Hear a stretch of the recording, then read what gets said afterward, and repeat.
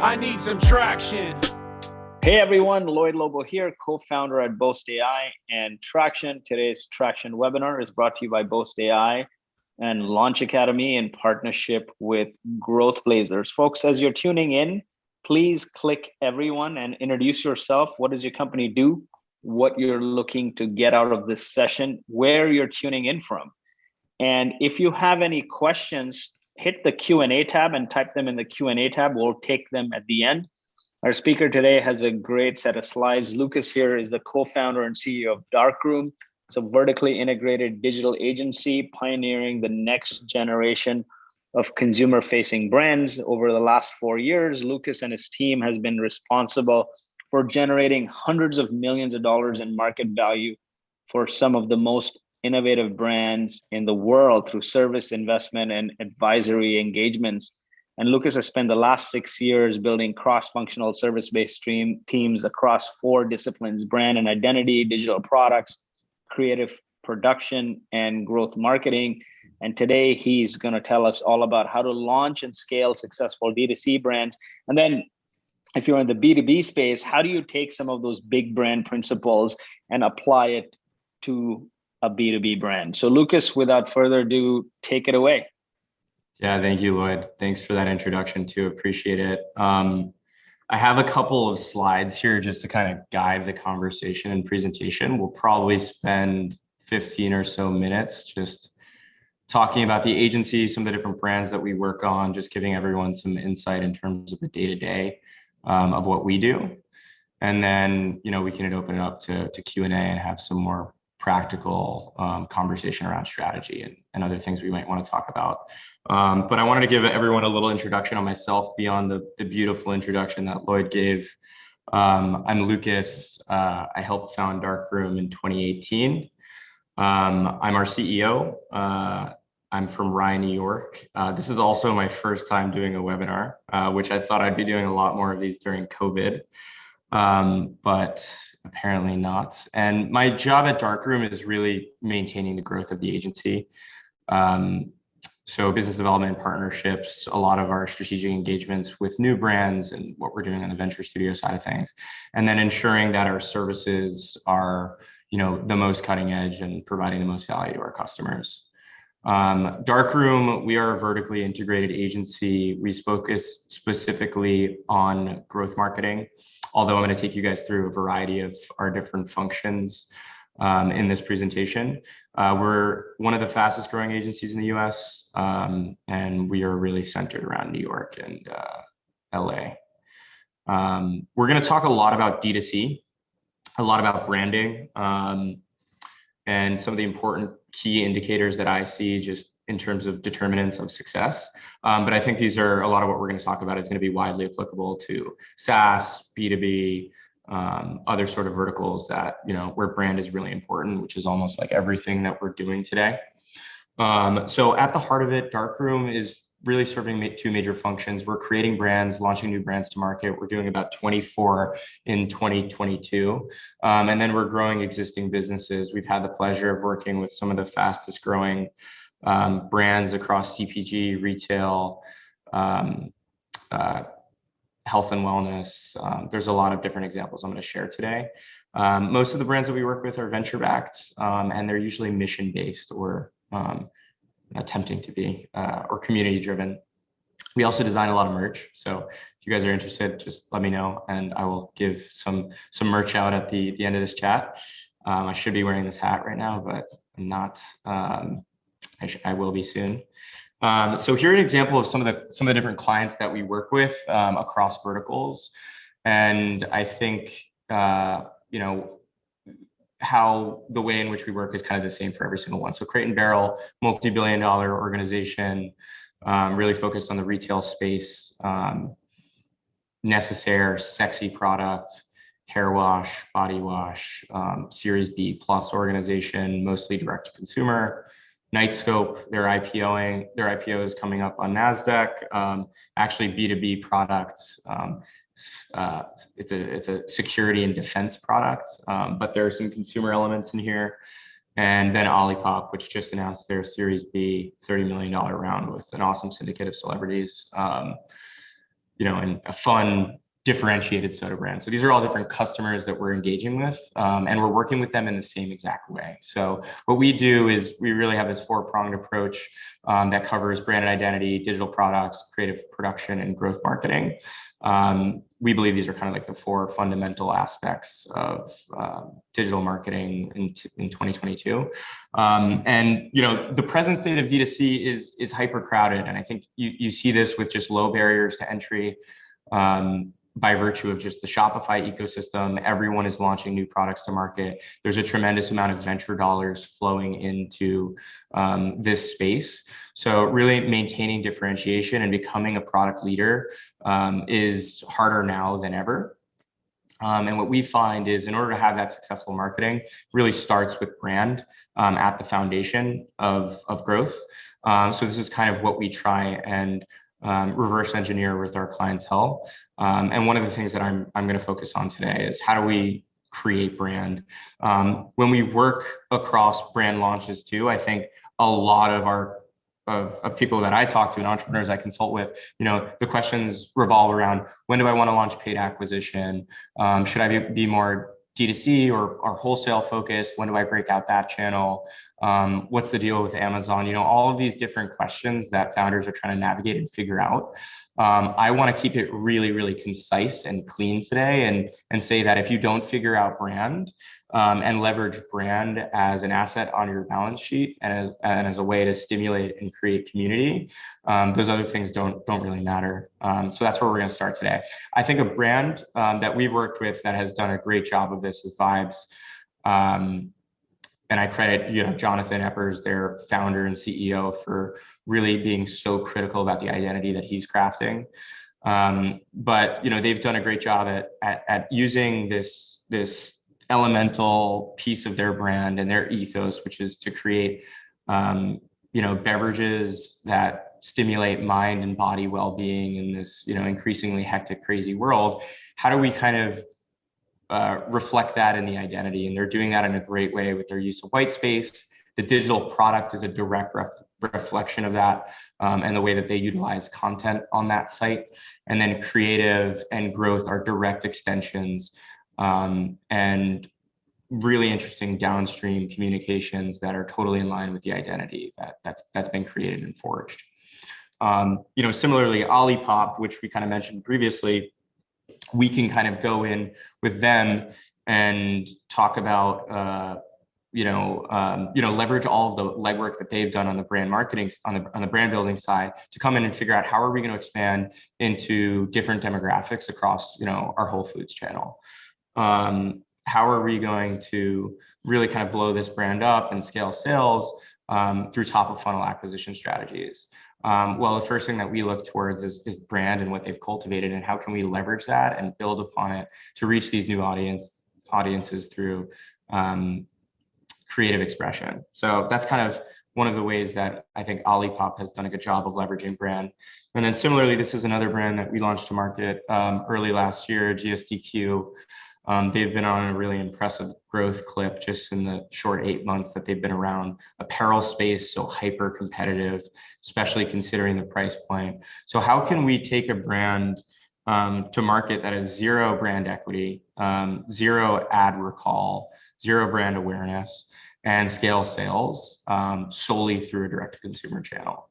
And what I want us to start thinking about, and what I'm going to talk about today, is how can you leverage your largest piece of digital real estate, which is your digital product, and all of the nuanced touch points that are contained within the digital product to create a really human and personalized experience for every single customer to increase positive business outcomes like your units per transaction, or just give a positive impression with the end user where they're going to become an LTV customer. So we're doing that with GSDQ through the digital product, and thinking through a full funnel strategy that leverages new acquisition, getting them to site, giving them the best possible experience, and ultimately converting them to a longtime shopper. Now, brand launches, I think, are one of the hardest things to do. They're probably one of the most stressful things for any founder. I've been through a few of them. and kind of gearing up towards that date. And, even structuring fundraising around that date is stressful. There's a lot of things going on. And what we've thought about and really honed over the last 4 years is how can we operationalize a brand launch that contemplates all of the things that we talked about in a couple slides previously into 6 to 7 months. And that is chaotic and crazy. But how can we create structure out of that? And how can we emphasize the important things that are going to drive the most value for us? And you need to have this balance between being as lean as possible and maximizing budget, while not diluting the quality of the things that are really going to be important for you, like brand, like investing in some of those touch points and being thorough with how you're going to engage the customer at first glance. So this is a really interesting dichotomy. It's a hard thing to balance, but it's kind of just the rules of engagement and what every kind of entrepreneur needs to weigh the cost benefit analysis when they're going through a launch.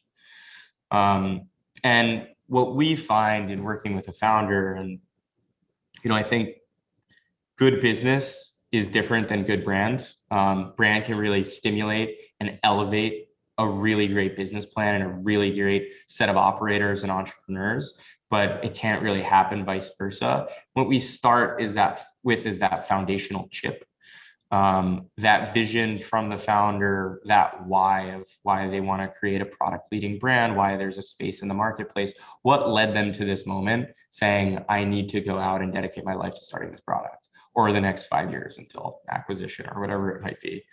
And then the challenge there is taking that seed and creating a masterpiece out of it. And this happens over time and it takes a lot of time, but there are some systems and structures that we can work around. There are some lean testing strategies that we can deploy to help us get there. And one of the first places that you start, even before the go-to-market strategy or kind of in tandem, is what is this brand going to look like? It's starting a brand is like creating a human, a person, figuring out how they're going to talk, what they're going to wear. That starts with that elemental foundational piece, and then we build around that. So it's kind of like Tony Hawk Pro Skater, where you're choosing the board, the gear, the appearance of that person, and then kind of pushing them out into the world. And what we talk about when someone's like, they think it's just a logo or an identity. And what I want to impress is that there are ways to use low-cost branding strategies to validate an idea, or to maintain and understand product market fit, or to at least directionally understand where certain market signals are going. But at the end of the day, a brand is a promise performed consistently over time. It's something that needs to be really thought out and executed on, and then executed on consistently over time, to really build brand as an asset on your balance sheet, so that when new competitors come into the fold, you can have that defensibility within the marketplace, which is so valuable. And what we're seeing today with just different sort of younger brands stealing market share from larger incumbents. So this is just another slide I want to kind of visualize here, that marketing tactics and channels are popping up every day. There are different growth hacks. There are different cultural trends that lend themselves to different markets and different ways to acquire customers. Those are going to change over time, but the brand and the underlying values and mission and purpose of that brand should maintain consistent over time. So when I think about branding and think about like real life examples that we can kind of draw parallels to, I think in this way, like where would I see this in real life? One of my favorite examples and one of my favorite filmmakers is Wes Anderson. One of my favorite movies is The Grand Budapest Hotel. And in every single one of Wes Anderson's movies, he has this penchant for creating these universes that you just want to follow and you get involved emotionally in, and you kind of just continue to want more and more out of that. And he has an interesting way of creating life and an attraction to inanimate objects. And he's creating this universe that you can kind of buy into, but he's also taking note of the nuance and the small details that I think matter so much to the people that watch his movies. So for instance, these pastries from Mendel's, if anyone's seen Grand Budapest Hotel, like, you know, I would buy these instantly if they were a direct-to-consumer product. And, you know, similarly, Boy with Apple, like this painting, it just becomes like a centerpiece of the film and something that we recall and remember. And this is because he has a deliberate, intentional nature of creating his universe, and he focuses specifically on the nuance. So every single touch point with someone who's looking and viewing his movie is falling in love with it, and that creates a community, and that creates an instance where I'm, you know, here telling you guys Grand Budapest is one of my favorite movies. And so what I want to kind of emphasize here is the importance of touch points in launching a brand to market. So we always take a step back and contextualize the customer journey. How are new customers going to hear about this? And there are so many different ways that this can happen. There are paid and organic channels. It could even happen through your packaging. If, you know, you're going to actually deploy product in retail locations, packaging is a first touch opportunity to actually entice a customer. This is something I think Olipop and Vibes do really, really well. And that's one of the cheapest ways that they're acquiring customers. People get a beverage in hand and they're Instagramming it. And, you know, these are some of the most Instagrammable beverages. And all of a sudden you're stimulating ad recall and viral marketing in a way that wasn't even contemplated at the start. If you can get that right, you're doing something right. But that starts with brand and thinking through identity and creating this universe that contemplates all of the different touch points that your brand is going to have. Now, paid and organic social might come to an e-commerce or a different sales channel, and that sales channel and that piece of real estate might have so many different touch points contained therein.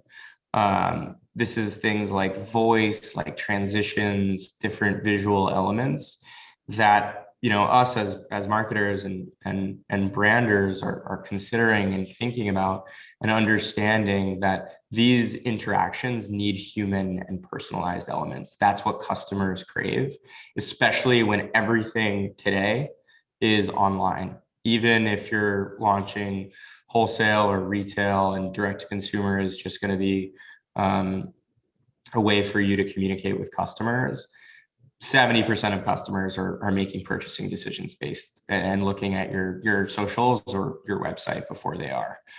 So everything's online, and you need to contemplate those interactions, which is why, you know, I'm always surprised when I see really well-versed founders or entrepreneurs, or, you know, first-time founders who have had really successful adjacent careers coming into the space and saying, I want to launch with like a Shopify template, for instance. And I'm always, you know, I think in 2013 that maybe had some merit with less competition and just more of an emphasis from the UI UX perspective, where customers weren't as sophisticated in terms of what they require in terms of interactability. But nowadays, in 2022, that's impossible. I don't think you're going to see yourself going down that path and having a positive reaction just in terms of the way that consumers are interfacing with brands today. So understanding all of these touch points and realizing that human interaction, human touch points, personalization creates the remarkable. Those sometimes are the small interactions that get someone to actually remember you as a new brand. They create that loyalty, that love. You might only get one opportunity to kind of demonstrate that value. So these are really important pieces of the branding puzzle that I think, you know, everyone really needs to contextualize when launching a new product to market. And then the other thing I think is knowing what role direct to consumer is going to play in your evolution as a brand. So oftentimes founders are trying to figure out, you know, at what point they're going to differentiate and go omni-channel. break out brick and mortar, or vice versa? When are they going to turn on direct to consumer? I think these strategies feed off of each other, kind of like what I was alluding to earlier. But direct to consumer is one of the best ways to communicate with your customers, to obviously aggregate first party data, to make merchandising decisions, to test new products. And these two channels are going to have different, they're going to have different weights to your brand as it matures and grows. You could be launching a new product to market and year one is entirely direct to consumer sales. That's what you're reliant on until you're able to generate, product market fit, validation, until wholesalers actually like what you're putting out there from a branding perspective. And then you're expanding into retail where you become less resilient on that direct to consumer channel. So your relationship in terms of the revenue breakdown and how meaningful D2C is for your brand becomes less, but how to contextualize D2C and how important it should be for your brand, I think is an ever evolving topic. So this is something I wanted to touch on, and we can go deeper on, Lloyd, during the Q&A. But kind of what I wanted to end with here. So that's just kind of the quick 20-minute presentation I wanted to start with, just to give you guys some more context of what we do. And this is just, Squid Game. If you haven't seen it yet, watch it. A lot of branding in there. But yeah, happy to talk on anything in there. Awesome. I mean, you started with like why brand building is the key to any launch. So I want to touch on that. Great presentation, by the way. What are some ways or mistakes you've seen founders that they completely bomb that brand building during or before the launch? Like, what are some building blocks that people should keep in mind when they're going about it?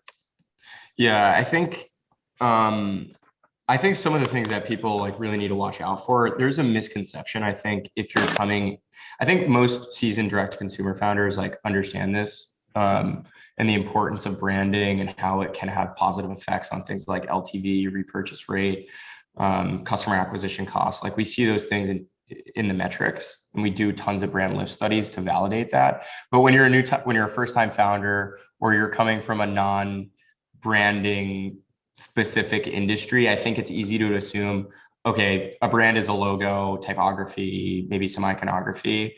And I think there's a critical misconception in terms of what actually goes into some of these brand building exercises. So that's one piece.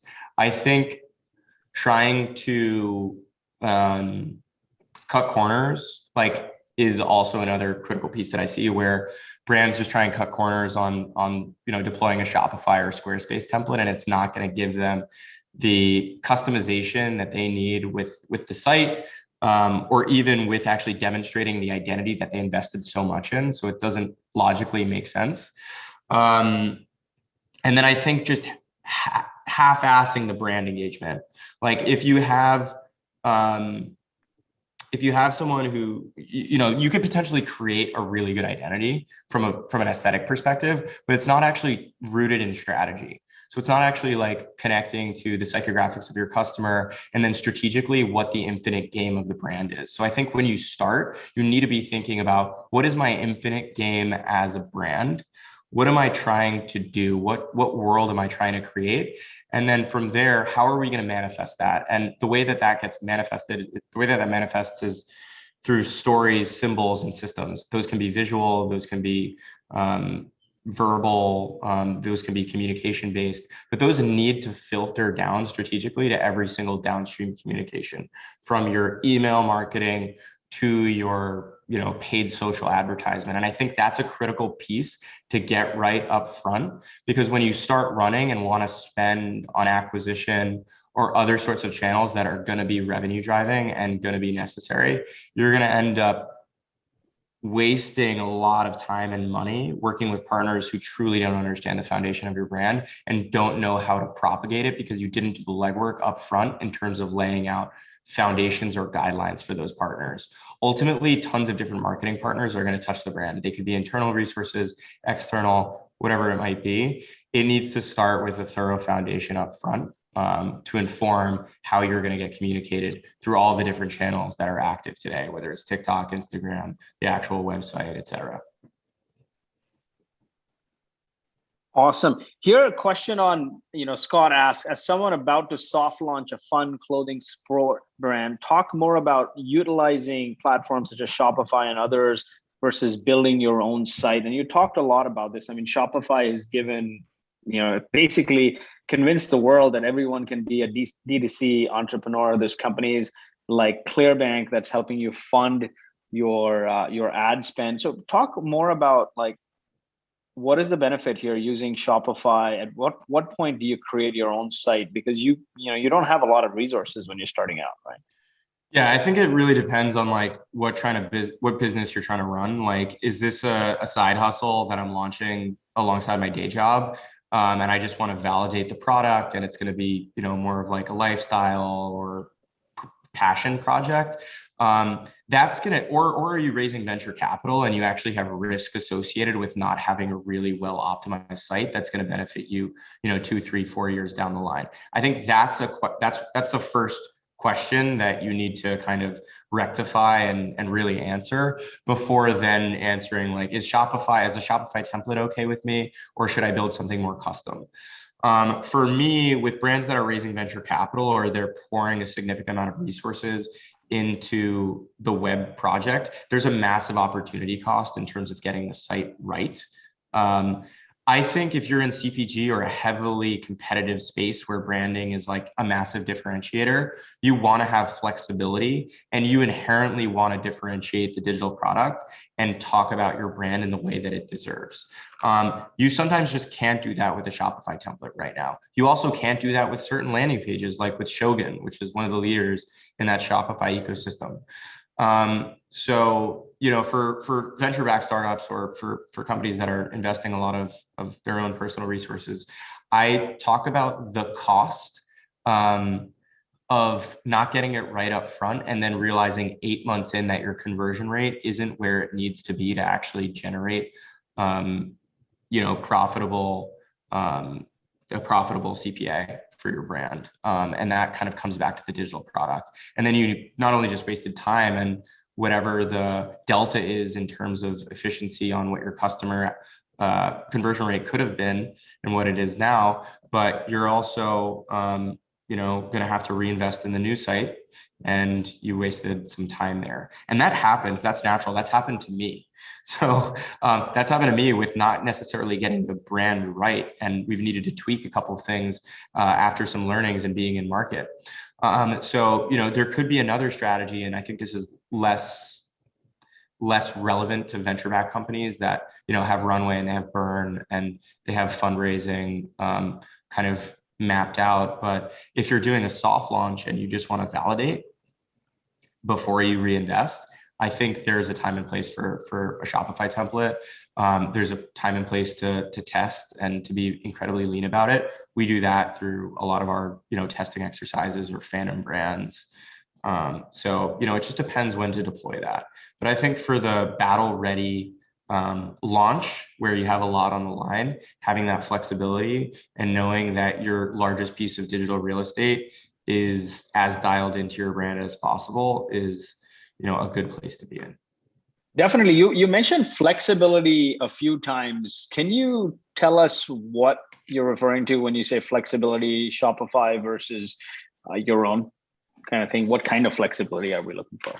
So like we're still talking within the Shopify ecosystem, whether it's like a custom template or,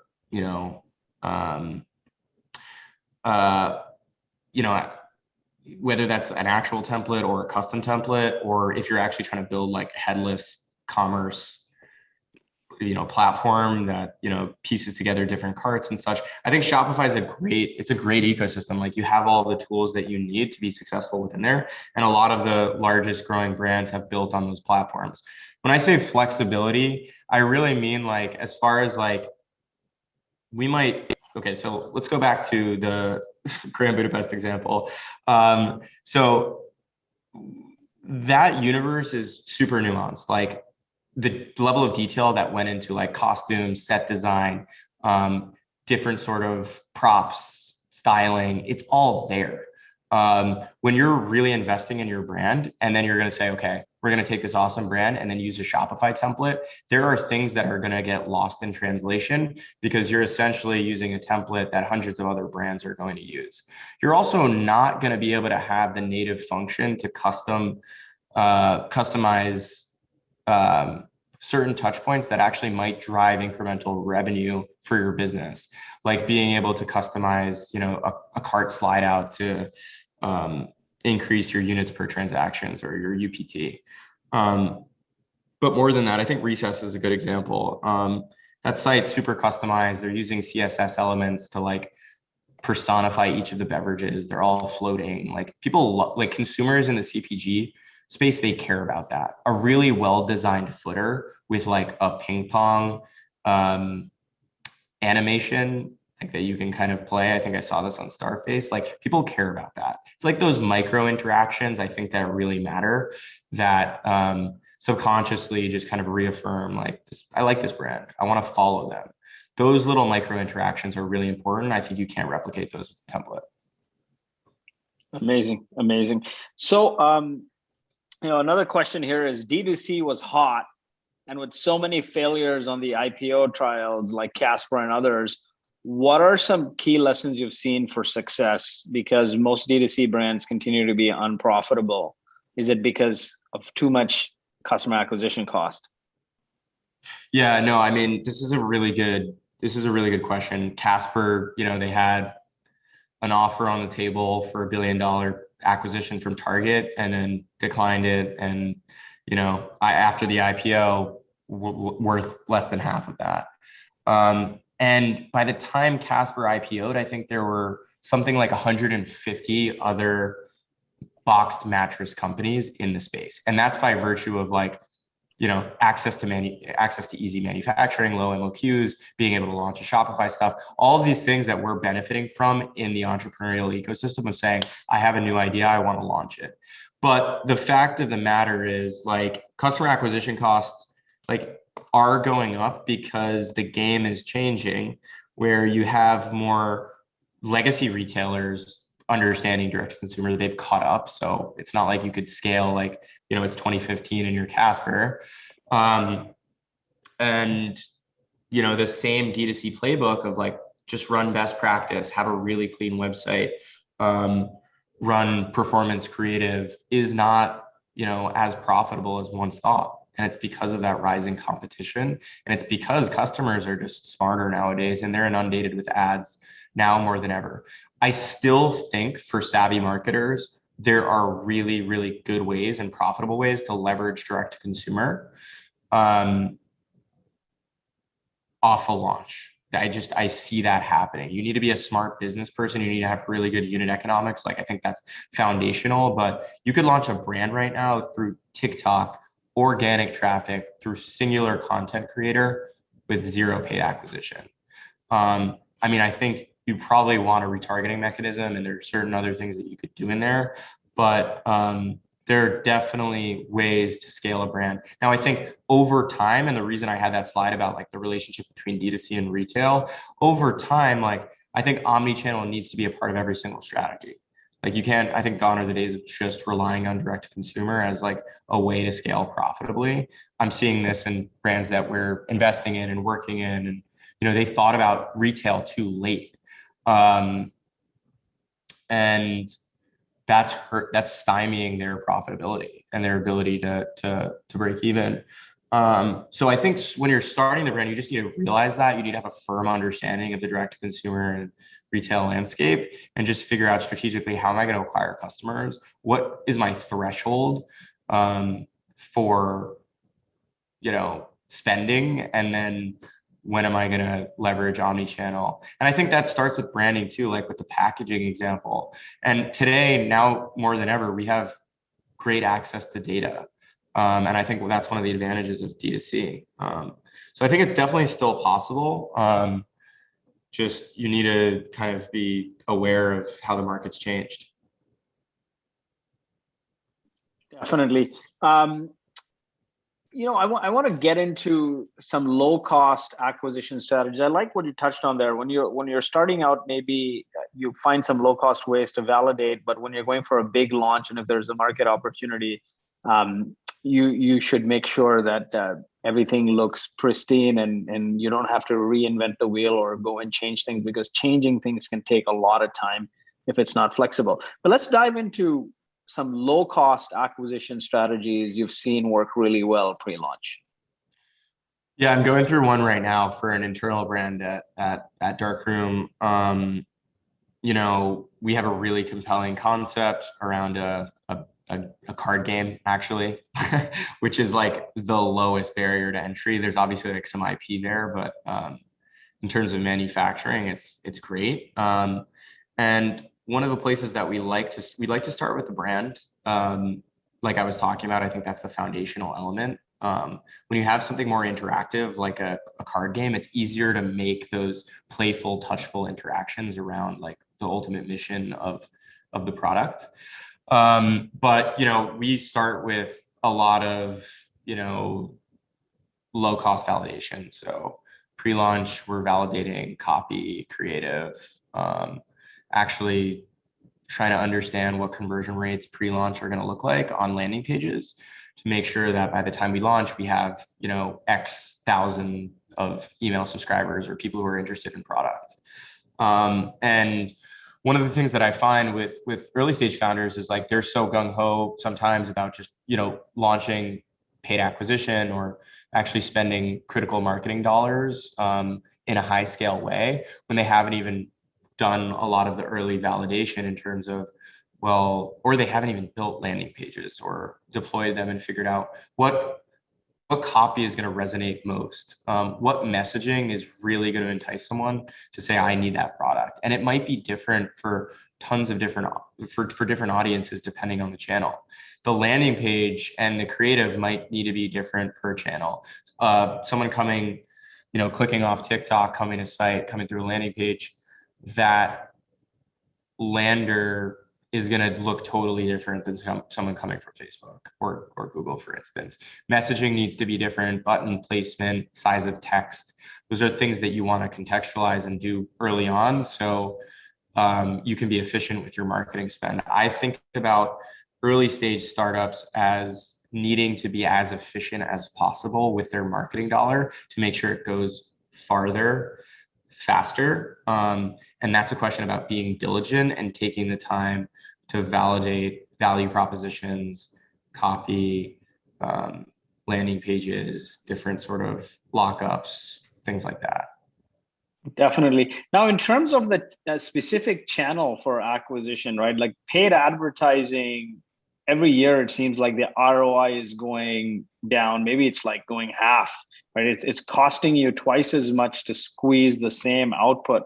What are your thoughts on paid ads? What are some good channels, or maybe there's a totally different acquisition channel or strategy that you've seen work? I think paid acquisition is, an awesome way to acquire customers. I think it's sometimes the last thing after you've done a lot of the validating, after you feel really confident in your brand messaging, you've kind of done some of the tests that you can really kind of achieve scale. That's why people flock to it. Certain platforms that people have just gotten used to are getting more competitive, or there's less ROI for certain brands. People are talking about this a lot with Facebook and Instagram. We run tons of paid acquisition for our customers and, achieve really great results, like are great channels for the right products. I think it depends on like where your customer is, where are they spending the most time, and how are we going to communicate effectively to them in such a way to actually entice them and win more impression share at the lowest possible cost. I think the strategy where people fail at is saying, okay, I can allocate this budget towards, Facebook or Instagram ads and get more aggressive, win more impression share with the same creative. And they don't realize that there are 30 other brands now with the exact same product, potentially even the exact same value proposition, vying for that impression share too.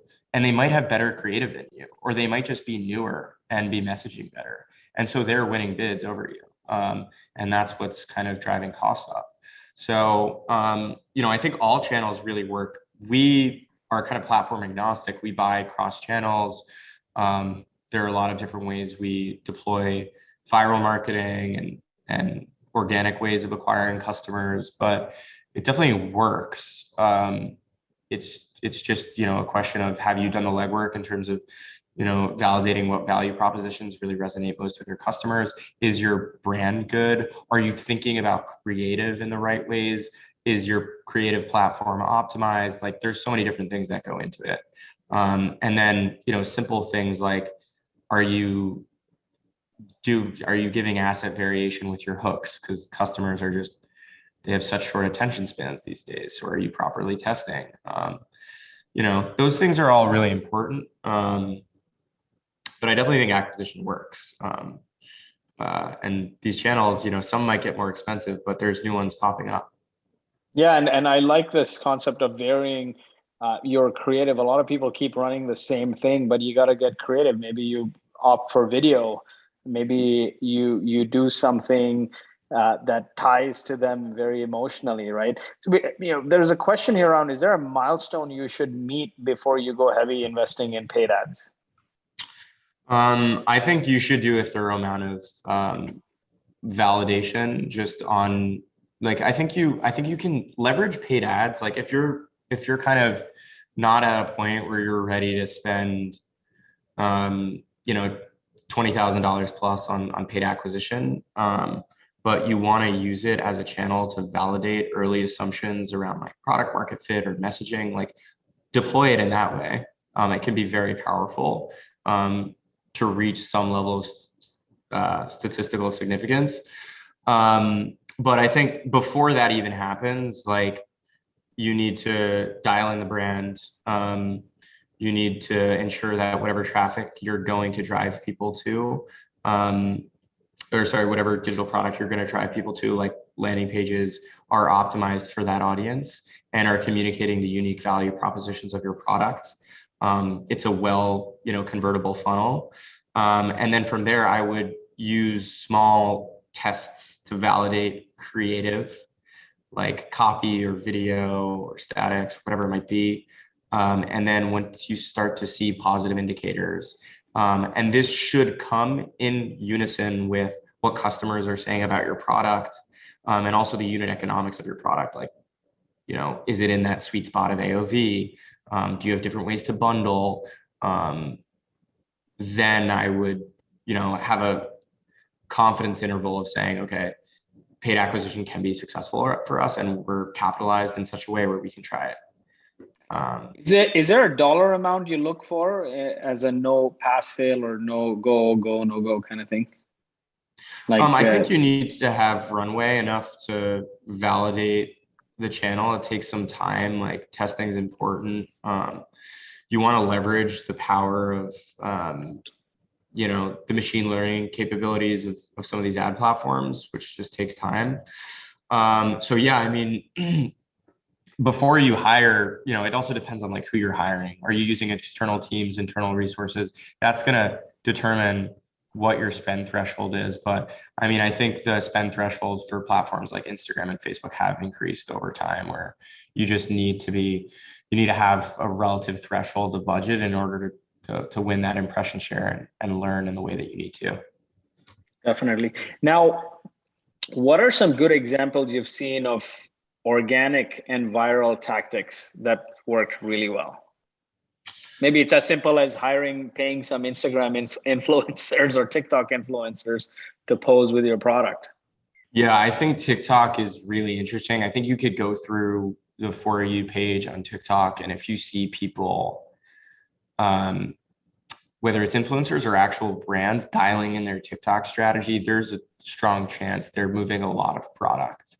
And from a paid advertising perspective with TikTok, I don't think it's a very viral platform. Like, people get like dialed into it when they're scrolling, but I think it's a really good place to engender brand awareness, where people are like, oh, that's that. And you can kind of hit on trends.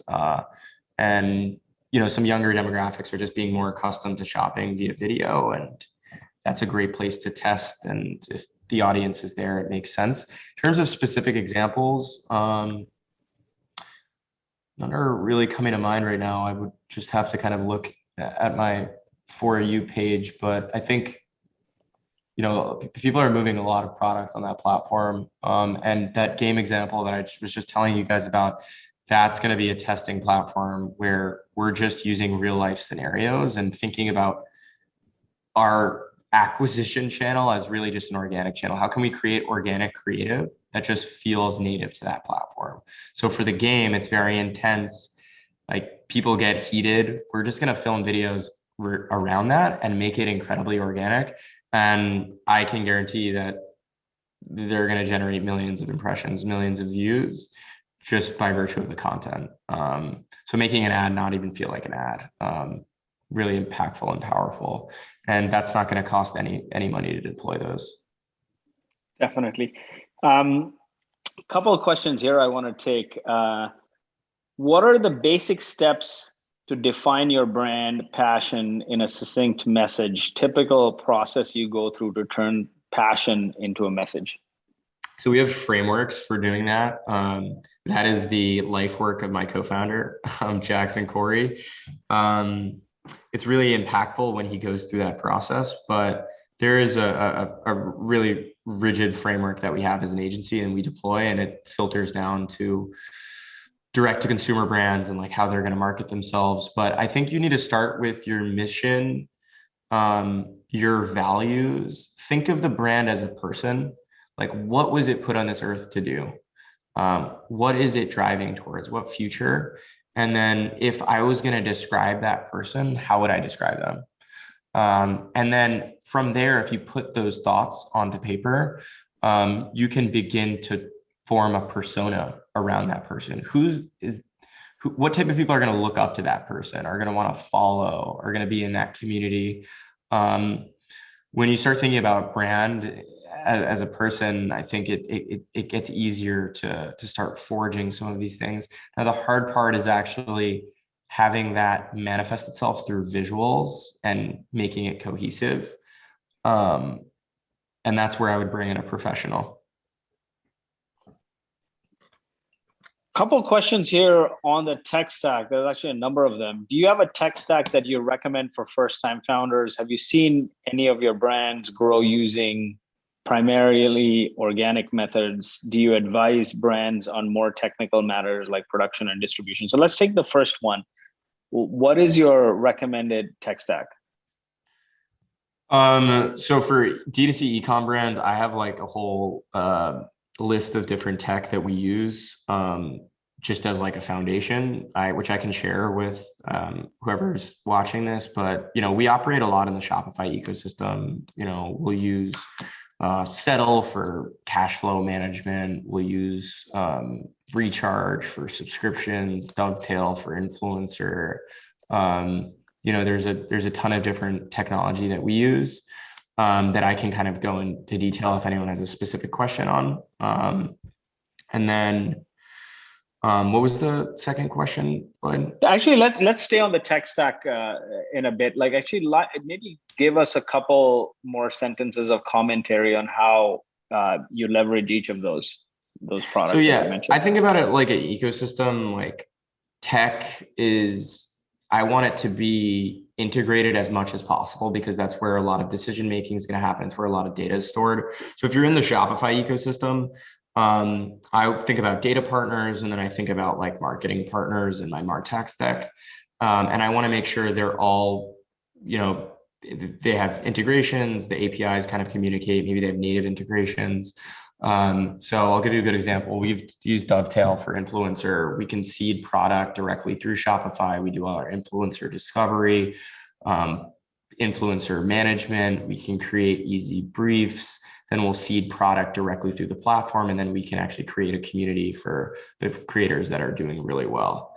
On the data side, we've been for benchmarking, and I think this is actually super impactful for early stage founders. One of the technology partners that we have, Veros, they're doing benchmarking with Facebook, Instagram, Google, Shopify, just so you can see where you kind of relate to other direct-to-consumer brands in your vertical, like, and how you stack up percentile wise in terms of ROAS or CPA or other sort of metrics. So it gives you some seasonality and some context of like, okay, we're doing really well or we're not. So, you know, there's a lot in there as far as tech stack is concerned. And then I think one of the most important things for early stage founders is having like a wiki. At Darkroom, we've generated just through all these different brand launches that we've done, a command center for pre-launch brands. How can we stay on track? How can we stay organized? I think that's the number one, beyond like brand and good unit economics. That is the number one reason startups fail, like just disorganization and ability to stay on track.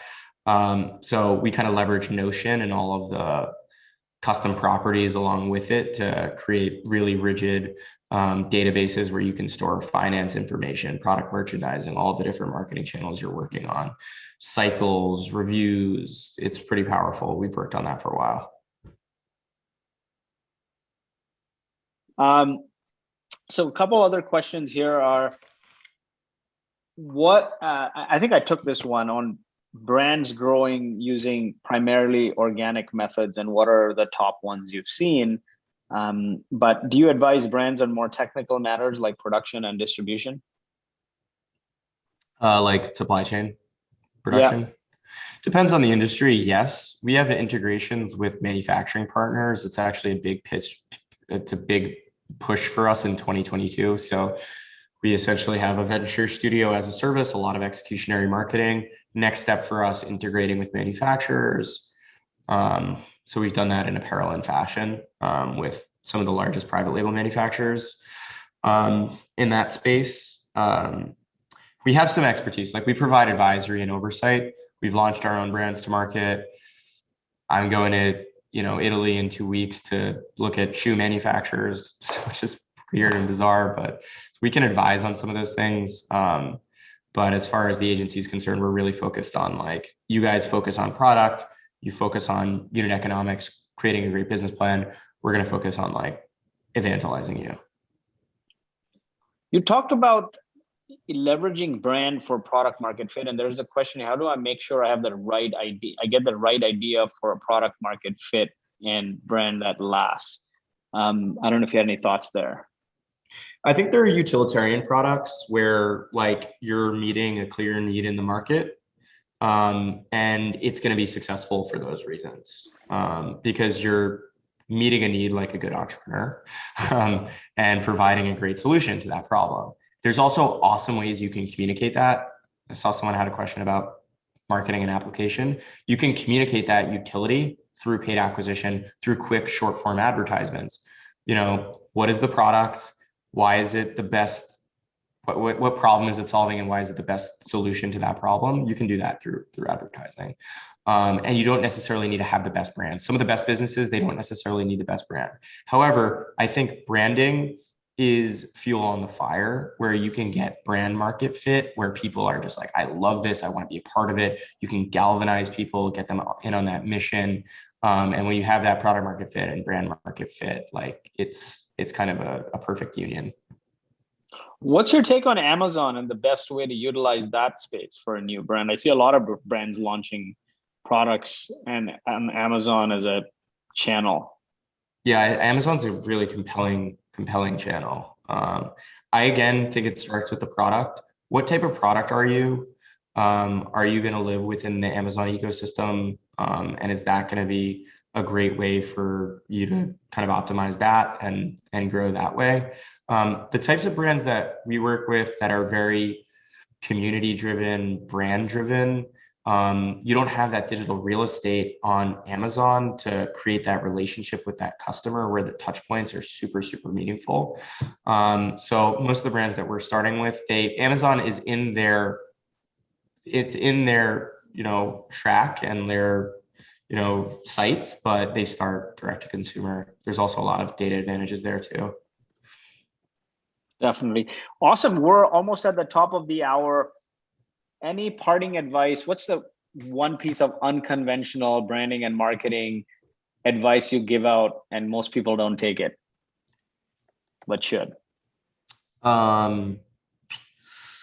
Yeah, that's a good one. Unconventional. I just will part with this, like, and it's kind of on the point I made earlier about, thinking of brand as a person. I think brands are becoming a lot more like people, and people are becoming a lot more like brands.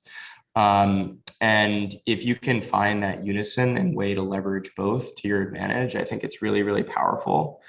And so I would just, my parting wisdom is like, brand as a performance, as a promise performed consistently over time. And it, if you're launching a direct to consumer brand, it needs to be top of mind for you. For anyone, right? Brand is a promise performed consistently over time. That's a great one. And people buy from people. So the more your brand looks and feels like them, the stronger you'll have that affinity, that connection. What is your favorite book? Any favorite books over the years that you've read? Well, for the Amazon people, I recently just read Cashvertising, which is good. So something I recommend. On the branding side and design side, that's something I would have to ask Jackson, my co-founder. I'm currently reading a book called 2030 that is just about like market trends and consumer behaviors, and how you can prep for that year and these kind of tectonic shifts we're going on through society. And some of them are really insightful. Like 2030, there's going to be more grandparents than grandchildren in the United States. So I see a lot of D2C brands, they come up, they want to launch for like the young millennials. And it's like, well, that might not actually be the largest market. So that's a very interesting book. Highly, highly recommend it. Awesome. Thank you so much for joining us. This was a great session, Lucas. A lot of fantastic engagement here, folks. The session will be on our YouTube channel, Traction Conf. Search for it on YouTube and it'll be there in a couple of days. Subscribe and hit the bell icon. Lucas, thanks for joining us. Wishing you great success, my friend. Love and peace. Yeah, thank you, Lloyd. Talk soon, guys. Thank you.